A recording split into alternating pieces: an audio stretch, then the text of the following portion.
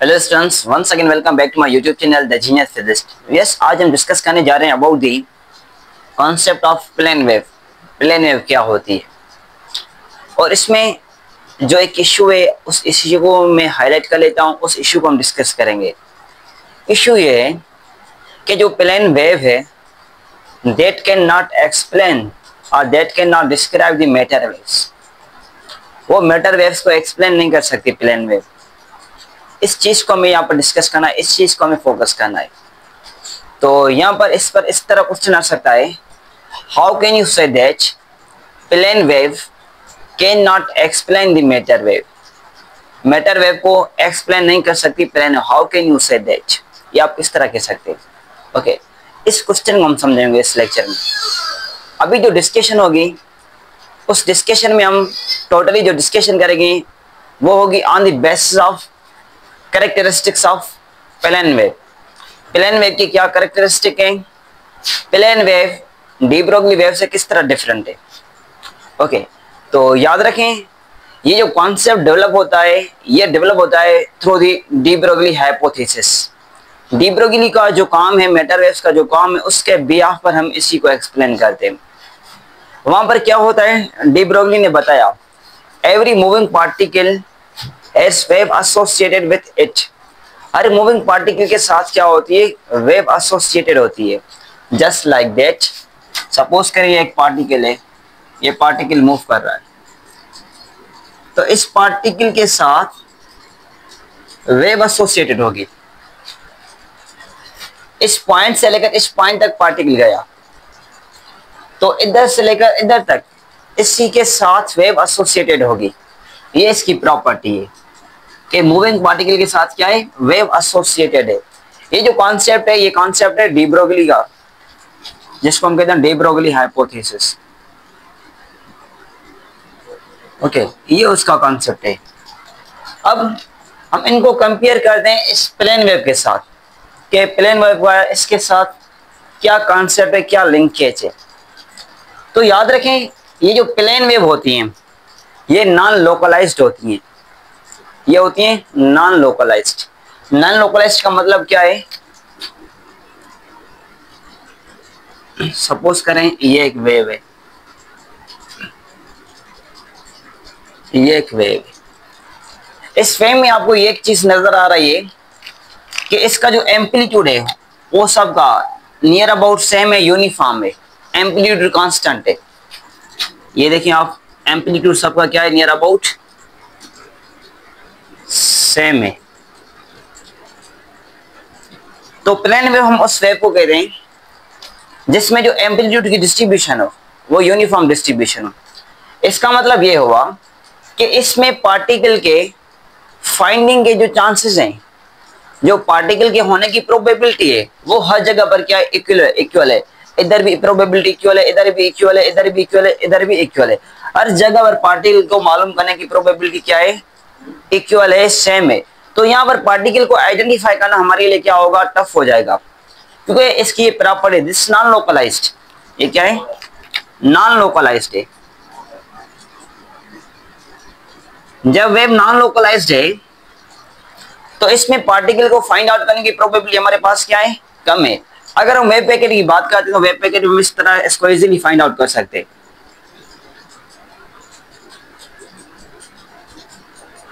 यहाँ पर जो एम्पलीट्यूड की डिस्ट्रीब्यूशन है वो नॉन यूनिफॉर्म है, कहीं पर ज्यादा है, कहीं पर कम है। यहाँ पर एम्पलीट्यूड ज्यादा होगा, हम कहेंगे यहाँ पर पार्टिकल को फाइंड करने की प्रोबेबिलिटी क्या है, मैक्सिमम है, मैक्सिमम चांसेस है कि पार्टिकल इधर एग्जिस्ट करे। मगर प्लेन वेव में क्या है, इसका जो एम्पलीट्यूड डिस्ट्रीब्यूशन है वो है यूनिफॉर्म। जब एम्पलीट्यूड डिस्ट्रीब्यूशन यूनिफॉर्म है तो यहाँ पर पार्टिकल को फाइंड आउट करना हमारे लिए क्या हो जाएगा, टफ हो जाएगा। तो इसलिए हम कहते हैं plane wave is non localised. वो क्या है, नॉन लोकलाइज्ड है। उसमें जो पार्टिकल के फाइंड होने के चांसेस है वो इनफाइनेटिव है। इसी जगह पर भी पार्टिकल हो सकता है, इसी जगह पर भी हो सकता है, हर जगह पर जो इक्वल डिस्ट्रीब्यूशन है ना, तो यहाँ पर पार्टिकल को फाइंड आउट करने के, मालूम करने के चांसेस क्या है, इक्वल है।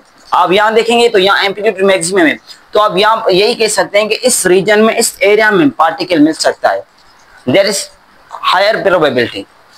ओके, तो हम क्या करेंगे, हमें पार्टिकल को मालूम करना है, यहाँ पर एम्पलीट्यूड इक्वल है, वेव नॉन लोकलाइज्ड है, तो हम क्या करते हैं, हम इस वेव को लोकलाइज करेंगे, इस वेव को लोकलाइज करेंगे। लोकलाइज किस तरह करेंगे, आप करेंगे super position.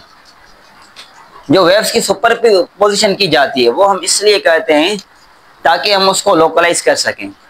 So keep in mind, अगर आपसे पूछा जाए why we are going to do superposition in the waves, so answer will be that we take superposition process in the wave, because of that we can localize wave to unlocalized wave। जो unlocalized wave है, non localised wave है, ताकि हम उसको localise कर पाए। जब वो लोकलाइज हो जाएगी तो उसकी जो रेंज होगी वो फाइनाइट रेंज हो जाएगी। वैसे तो प्लेन वेव की रेंज क्या है इस जगह पर, वो तो इनफाइनाइट है ना, इन्फिनिटी है इसकी रेंज, पार्टिकल के मिलने के चांसेस क्या है, इन्फिनिटी है। तो हम क्या करते हैं, हम सुपर पोजिशन करते हैं। सुपर पोजिशन, सुपर पोजिशन में होगा क्या, इस नॉन लोकलाइज्ड वेव को हम लोकलाइज कर सकते हैं। इस नॉन लोकलाइज्ड वेव को सुपर पोजिशन में हम लोकलाइज कर सकते हैं, that can be localised. Okay, जब ये लोकलाइज्ड हो जाएगी, इसका वेव पैकेट बनेगा, उसी केस में हम इजीली अचीव कर सकते हैं कि पार्टिकल कहां पर हो सकता है। ओके, ये जो प्लेन वेव की वेलोसिटी होती है, इस वेलोसिटी को कहते हैं this called phase velocity.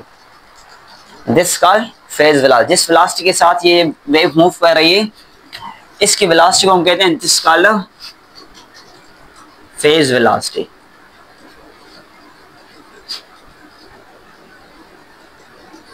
Okay, एक ये इसका कैरेक्टर भी है। और दूसरी point, these plane waves are actually not real waves. ये रियल वेव्स नहीं है, ये आइडियल वेव्स है। These are ideal waves.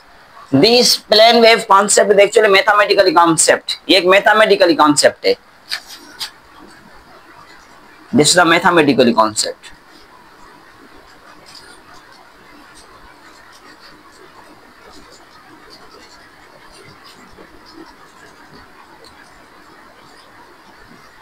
Plane waves are actually mathematically concept, ये एक मैथमेटिकली कॉन्सेप्ट है। ओके, तो यहाँ पर जो इश्यू है, अब हम उस इश्यू को लेकर डिस्कस करते हैं, उसके बेस पर हम डेरिवेशन को ड्राइव करते हैं। हमने कहा इनिशियली ये डिस्कस किया हमने कि plane wave can not explain the matter wave. जो प्लेन वेव है ये मैटर वेव को एक्सप्लेन नहीं कर सकती। Now we have to understand how it can not explain this matter wave. वो मैटर वेव को क्यों नहीं एक्सप्लेन कर सकते, ये जो डी ब्रोगली वेव है, ये जो मैटर वेव है, इसको ये प्लेन वेव क्यों नहीं एक्सप्लेन कर सकती, इस चीज को समझते हैं। डी ब्रोगली वेव कहें आप मैटर वेव कहें,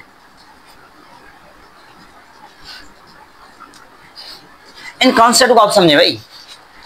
ये जो डी ब्रोगली ने कहा every moving particle is a wave associated with it. Her moving particle के साथ क्या एक वेव एसोसिएटेड है। अगर पार्टिकल इधर से मूव करा इधर तक, तो यहां से लेकर यहां तक इस पार्टिकल के साथ क्या होगी, वेव एसोसिएटेड होगी। जब हम डिस्कस करते हैं concept about the plane wave, तो प्लेन वेव में जो वेव है वो पार्टिकल के साथ एसोसिएटेड नहीं है। जो प्लेन वेव है उसमें पार्टिकल के साथ वेव एसोसिएटेड नहीं है। We can technically we can say that in plane wave wave is not associated with particle.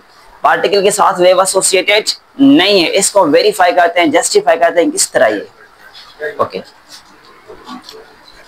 अब देखें, ये हमने लिया this is a plane wave, this is a plane wave. Plane wave की प्रॉपर्टी की उसका जो एम्पलीट्यूड होगा वो क्या होगा, कांस्टेंट होगा। प्लेन वेव का जो एम्पलीट्यूड होगा वो क्या होगा, कांस्टेंट होगा। उसका जो फेज का फेज कांस्टेंट विल बी 0। इसका फेज सेम है, यूनिफॉर्म है। अच्छा, इसका फेज यूनिफॉर्म क्यों है, why this phase is constant and why this phase is not constant? ये फेज कांस्टेंट क्यों है, because their medium is same. Medium same होने की वजह से इसका जो फेज है वो फेज क्या है, इसका कांस्टेंट है। ओके, तो फेज कांस्टेंट होगा। इसका phase equal to omega t minus में के एक्स।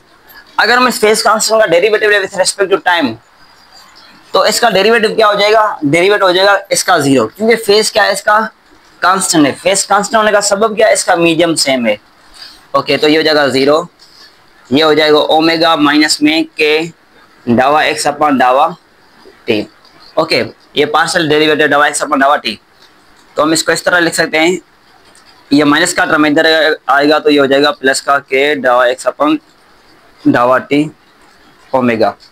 ओके, सो ये क्या है, इसकी एंगुलर वेलोसिटी है। हम इसको इस तरह लिख सकते हैं, ओमेगा इज इक्वल टू के डावा एक्स अपॉन डावा टी को, के दिस डावा एक्स अपॉन डावा t is actually velocity, change in distance upon time है ना, डावा एक्स अपॉन डावा t that shows the velocity. Okay, इसको हम कहते हैं this called phase velocity, this is called phase velocity.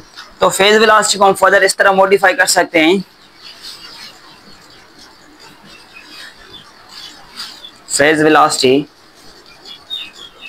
Near equal to omega upon में k, omega upon k, this is the phase velocity.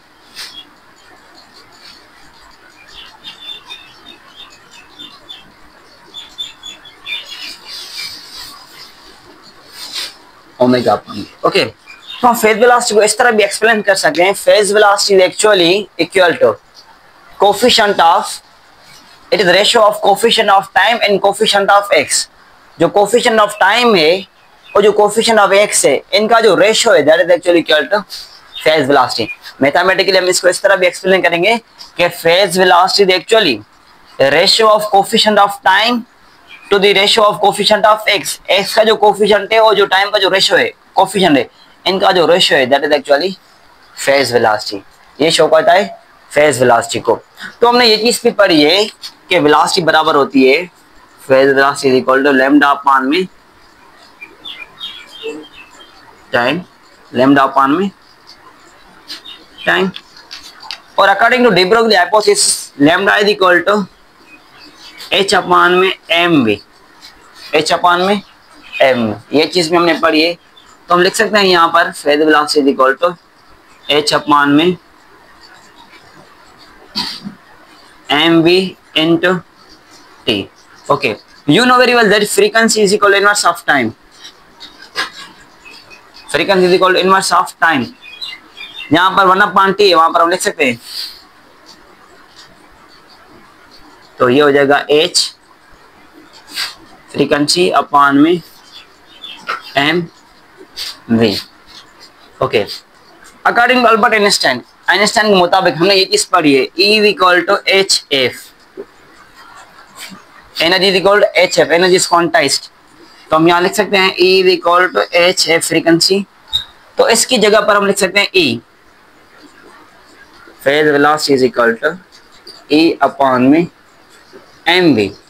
And you know very well that most famous equation E is equal to m c square, E is equal to m c square. जिस जगह पर E है वहां पर हम लिखेंगे m c square,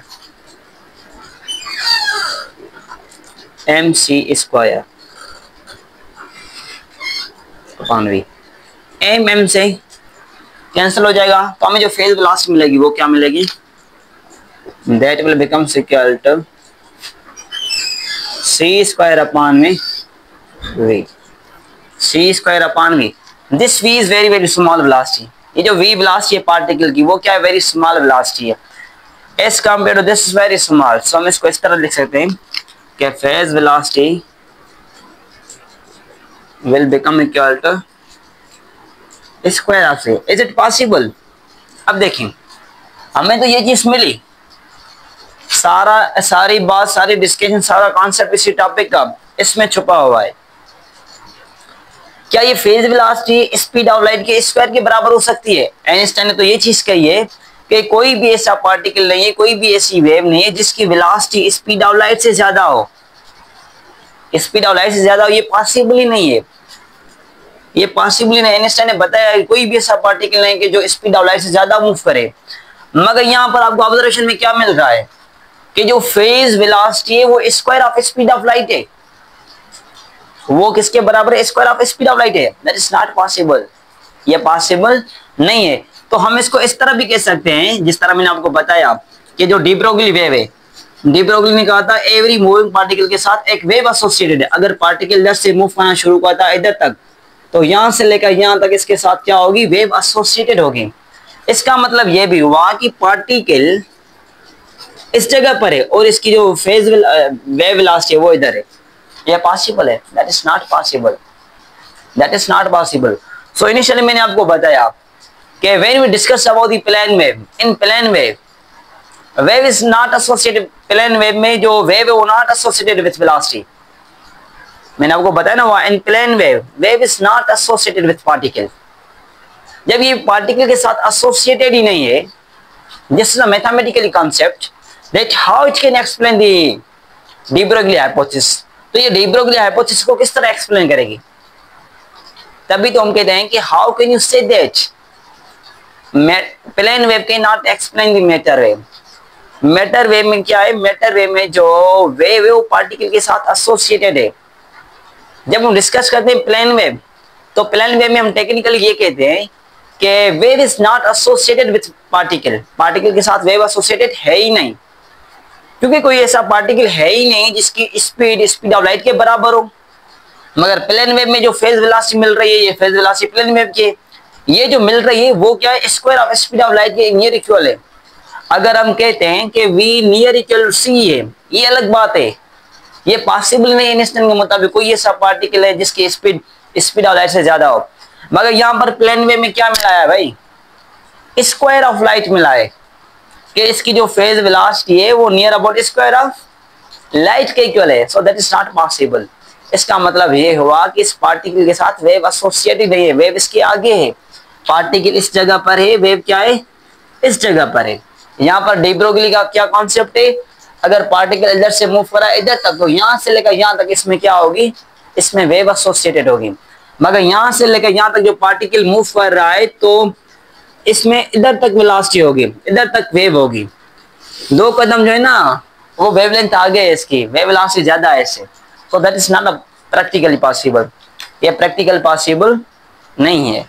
तो तभी हम कहते हैं this is a mathematical concept. ये क्या है, एक मैथमेटिकली कॉन्सेप्ट है। कोई रियल में प्लेन वेव एग्जिस्ट नहीं कर रही, कोई प्लेन में वेव रियल में एग्जिस्ट नहीं कर रही। ठीक है, ये नोट करें।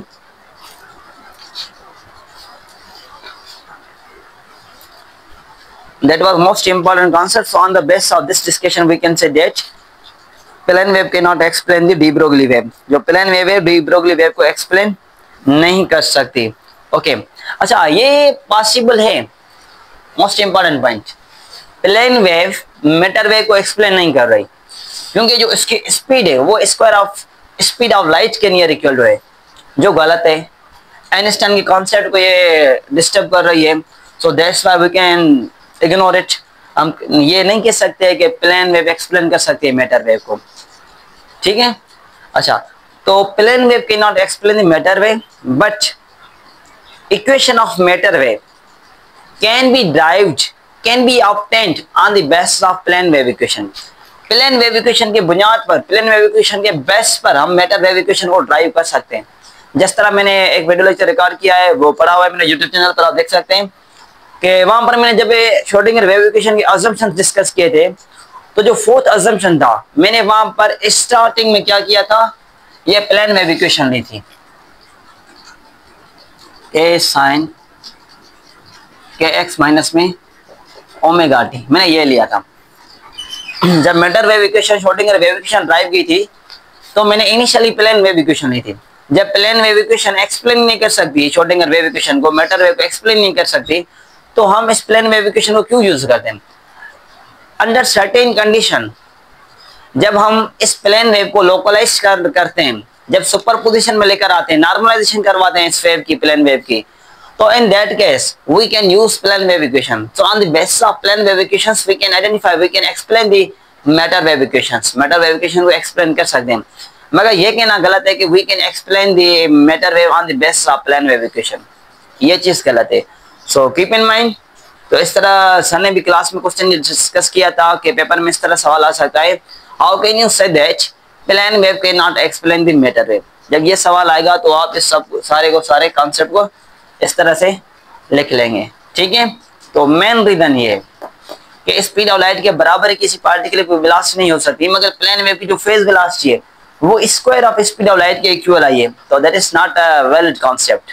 तो ये इसकी फेल्योरिटी है। इसके बेस पर हम कहते हैं भाई इसका मतलब ये तो ये हुआ कि पार्टिकल पीछे उसकी जो वेलोसिटी है वो वेव वेलोसिटी है वो आगे उसकी वेव आगे, that is not a real possible. So on the basis of this we can say that plane wave equation can not explain the matter wave. Okay viewers, if you have any question you can ask me, you can comment me as soon as possible, I will respond to you. Okay viewers, see you next. Thank you.